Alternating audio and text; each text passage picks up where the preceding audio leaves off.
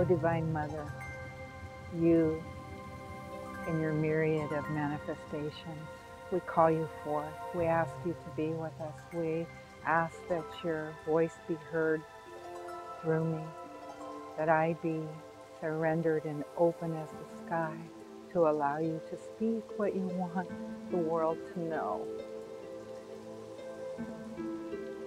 My name is Patricia Richards. My mother was Chinese and my father was Italian. He was straight from Italy, and I'm second generation on my mother's side. I have 3 children. My son is Sean O'Neill Tohill, and Aaron Young, and my daughter Megan Michelle. I still consider that I have 3 children. She transitioned 7 years ago. The work I do is really sourced through the divine, that I've merely surrendered to this call. And the work that I've been called to do is, to teach meditation, work with dreams, and guide people to open their heart center so that they're able to get in touch with why they're here, their purpose, not why society thinks they should be here or their family, but their soul's destiny. And to me, I consider the work just fully surrendering to the divine feminine. And, the deeper part of me knows that I'm simply being used as a vehicle for the divine to work through. Yeah. So sometimes it becomes difficult for me to articulate exactly what I do because I know I don't do anything. I've been privileged. It's nothing that I planned. I want to take a moment to honor my teacher, one of my many teachers, but this is my main teacher from the West, Dr. Brew Joy, who was a traditional medical doctor that was called to serve spiritually when he was 34. So he left traditional medicine. And it's really through the privilege of connecting with him that I was able to fully surrender. I think I was always, from as far as I can remember, very open as a child. And, I feel like I was really way before my time. I had all my children naturally. I knew not to give them food with preservatives. I was into yoga. I started transcendental meditation when I was fairly young. And I feel one of the things that, I was on a quest to heal. I knew I was just called to go deeper and deeper. In fact, one time my sister made a comment, it seems like you're always looking for something. And it wasn't that I was looking for anything. I was just called to go deeper and deeper into this amazing mystery. It just unfolded for me to move to Hong Kong, to begin to immerse myself in Asian energies. I had lived out the Italian, and now Spirit was calling me to connect with my ancestors.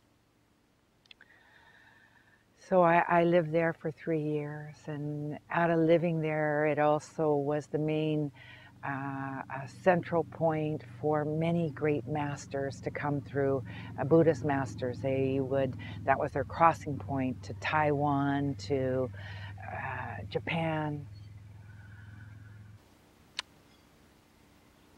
One of the things Bruce said to me is, this was in October of '94, he told me, Patricia, there's nothing you need to figure out. Just surrender. And I feel through working, which is the basis and the foundation of my work, is to open the heart center. And everything you need is there. Yeah. And so the journey has taken me around the world, especially to work with women. And you know, how I'm able to work with women is I work with patterns. So the patterns, they're archetypes. An archetype is a universal pattern. It doesn't matter where we are. We could be here in the US. I've worked in Mexico. I've worked in India. I've worked in Thailand. But the story is the same. Oftentimes women have given away their power to the masculine. And they're in these relationships that they're not happy in, yet they're not courageous enough to move forward into who they are. And so the story I want to share is really my sister's story.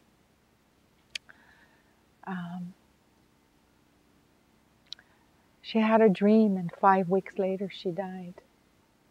And in the dream, and all of the dream is her, by the way, but in the dream, someone calls her on the phone, and she knows him in reality, and he tells her, Marlene, Marlene, go look in the refrigerator.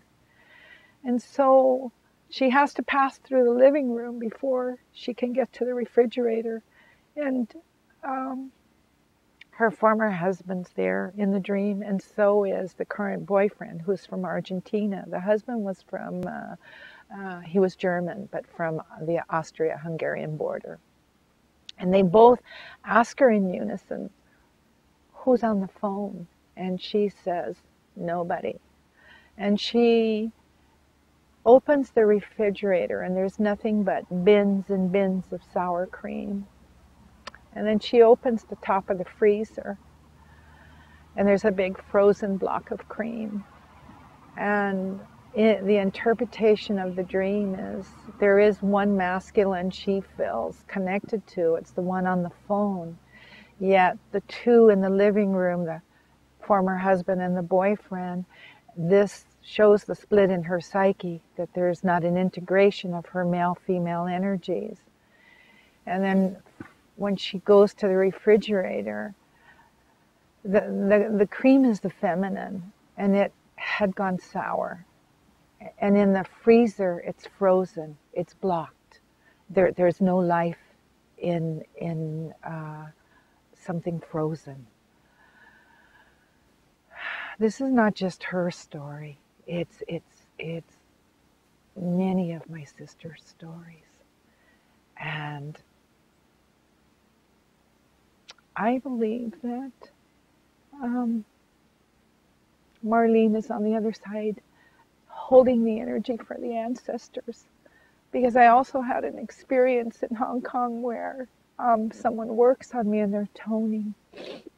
And what happens is my sister manifests holding the light in white, but behind her are thousands upon thousands of handless maidens, Asian women shrouded with no hands. And that is the mythological story of the handless maiden giving all of her power away to the masculine. So it's been a profound, humbling journey to serve. We're in a cycle now where it's the end of the patriarch. It's the end of the masculine. It's the end of the old order. I believe that we're entering the age of enlightenment for the next 1,000 years, and that we can clear everything we need to clear, and that we can be who we truly are called to be, which for me is love and light and sharing, and there's enough for everybody to have a good life on this planet. Well, if you're open to the feminine, you're coming from a place of love, and you're open, and really I feel there's a divine energy that knows how to heal this planet. And if we open to that and allow ourselves to be carriers of this wisdom, there's really not much to figure out. It knows exactly where to go and what to do. We simply have to surrender to thinking we have the answers. And we have to be, I feel, committed and courageous and humble and honored to be able to allow the divine to speak through us. And if you open your heart center, you access the wisdom part of who you are. The attributes which the ego doesn't feel, you will start living from a place of compassion. You will live from a place of innate harmony, peace beyond any understanding, with the ability to be calm in the midst of chaos, with the heart remaining lighter than a feather. You have to have a connection to your heart center. And don't move into fear, because fear will block all your grace, your gifting.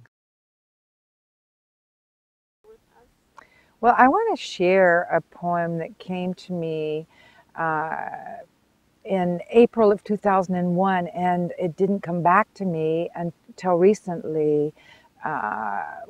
Last year in November, I was in Peru on a mountaintop, Pumamarca. And the name of the poem is Ancestor, What Do I Call You? I am your sister, I am your mother, I am your grandmother, I am your great-grandmother, bones of the ancient one. I am always with you. I am always watching you in reptilian form. I am in the sky, I am in the stars, I am in the mountains, I am in the rocks, I am in the rivers. Do you not remember when I came to you and said, where are the stars to guide you by our light? Where are the snow to purify your process? Where are the waters that remind you to flow with life? We are the rocks and ground to give you support. Where are the mountains that are the breaths that nourish you? For that reason now, sister, you now know we're all that is. Aho. Grandmas are our treasure.